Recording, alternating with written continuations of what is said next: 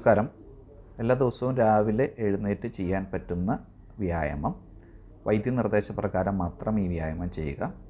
ഇരു കാൽമുട്ടുകളും മടക്കി വെച്ച് ശ്വാസമുള്ളിലോട്ടെടുത്ത് നടുമേലേക്ക് ഉയർത്തുക. 10 വട്ടമാണ് ഈ വ്യായാമം ചെയ്യേണ്ടത്. ഹോൾഡ് ചെയ്യാതെ വേണം ഈ വ്യായാമം ചെയ്യാനായിട്ട്. പെൽവിക് ലിഫ്റ്റ് എന്നാണ് ഈ വ്യായാമത്തിൻ്റെ പേര്. SLR വലത് കാൽമുട്ട് മടക്കി വെച്ച് ഇടത് കാൽ മുട്ടുമടക്കാതെ മേലേക്ക് ഉയർത്തുക. ശ്വാസം ഉള്ളിലേക്ക് എടുത്ത് ഉയർത്തുക. ശ്വാസം വിട്ടുകൊണ്ട് താഴ്ത്തുക. വളരെ സാവധാനം വേണം ഈ വ്യായാമം ചെയ്യാനായിട്ട്. ഇടത് കാൽ മുട്ടുമടക്കാതെ 10 വട്ടം ഉയർത്തിയതിന് ശേഷം ഇടത് കാൽ മുട്ടുമടക്കി വലത് കാൽ മുട്ടുമടക്കാതെ 10 വട്ടം ഉയർത്തണം.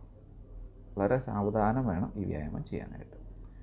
ഇരു കാൽമുട്ടുകളും മടക്കി വെച്ച് രണ്ടും ഒരുമിച്ച് ഇരുവശങ്ങളിലേക്കും ചലിപ്പിക്കുക. ലോവർ ടൺ റൊട്ടേഷൻ എന്ന ഈ വ്യായാമം 20 വട്ടമാണ് ചെയ്യേണ്ടത്.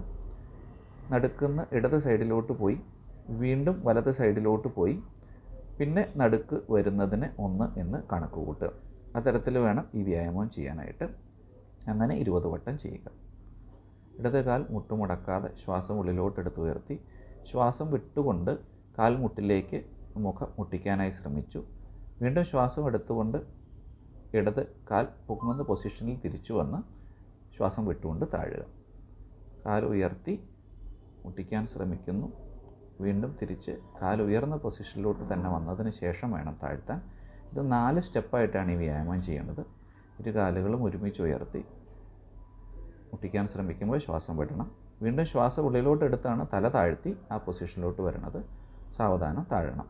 ഇത് ഒരു കാല് അടുത്ത കാല് ഇരു കാലുകളും ഒരുമിച്ച് എന്ന രീതിയിൽ പവനമുക്താസനം എന്ന ഈ വ്യായാമം ചെയ്യണം. വജ്രാസനം എന്ന വ്യായാമം ഇരുന്ന് വലത് കാൽമുട്ട് മടക്കി അതിനുശേഷം ഇടത് കാൽമുട്ട് മടക്കി വെച്ച് സാവധാനം കാലിൻ്റെ സപ്പോർട്ടിൽ ഇരിക്കണം. ഇത് ആദ്യം 30 സെക്കൻഡൊക്കെയാണ് ഇരിക്കേണ്ടത്. ശ്രദ്ധിക്കുമ്പോൾ 2 കാലിൻ്റെയും തള്ളവിരലുകൾ ചേർന്ന് കാലിൻ്റെ ഹീലിൽ ഇരിക്കുന്ന രീതിയിലുമാണ് ഇരിക്കേണ്ടത്. തിരിച്ചും പഴയ പൊസിഷനിലോട്ട് തന്നെ വരണം. സാവധാനം ഇതിൻ്റെ സമയം കൂട്ടി കൊണ്ടുവരാം. ഈ വ്യായാമത്തിൻ്റെ ഒരു പ്രത്യേകത കാൽപാദം കാൽമുട്ട് ഇടുപ്പ് മടങ്ങിയിരിക്കുമ്പോൾ വയറിൻ്റെ ഭാഗത്തോട്ടുള്ള സർക്കുലേഷൻ നന്നായി ഇമ്പ്രൂവ് ചെയ്യും എന്നുള്ളത് കൊണ്ട് ഭക്ഷണം കഴിച്ചതിന് ശേഷം ചെയ്യാവുന്ന ഒരേ ഒരു യോഗാസനമാണ് വജ്രാസനം എന്ന യോഗാസനം. ആ പൊസിഷനിലുള്ള ഇരിപ്പ് വളരെ പ്രയോജനം ചെയ്യുന്നതാണ്. Thank you.